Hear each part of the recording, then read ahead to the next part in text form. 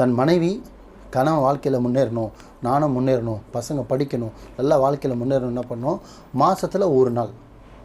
எப்படி மாசத்துல ஒரே ஒரு நாள் மட்டும். ஆமாம், நீங்கள் வாரம் வாரம் இருந்தீங்கன்னா அது பார்த்திங்கன்னா கொஞ்சம் உடல்நிலை சரியில்லாமல் போயிடும்.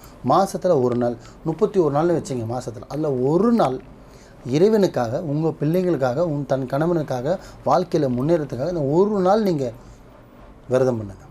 அந்த விரதம் எப்படின்னா, இப்போ எங்களதில் பார்த்தீங்கன்னா நோன்பு இருப்பாங்க. காலையில் 3:30 மணிக்கு 4:30 மணிக்கு சாப்பிட்டுட்டாங்கன்னா, ஃபஜர் தொழுதுட்டாங்கன்னா, அதோட மகரிப் மகரிப் 6:30 6:45 டைமிங் மாறிட்டே இருக்கும். அப்போ தான் உணவை எடுத்துப்பாங்க. அந்த மாதிரி இருக்கும். அந்த மாதிரி கடுமையான விஷயம் நீங்கள் 100% பண்ணுங்கன்ற.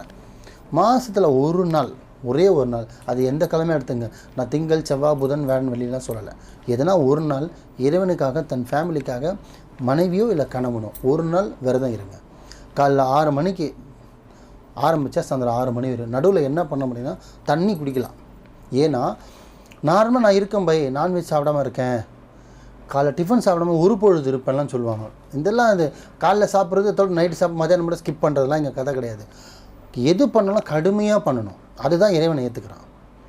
நிறைய பேர் சொல்லுவாங்க, ஏன் இறைவன் நான் பட்னியாக தான் கொடுப்பானான்னு. இருந்து பாரு, அதோட சுவை உனக்கு அருமையாக தெரியும். இறைவனுக்காக நீ கஷ்டப்படு, இறைவன் உனக்கு கஷ்டமே இல்லாத வாழ்க்கையை கொடுப்பான். இவ்வளோ தான் லாஜிக்கு.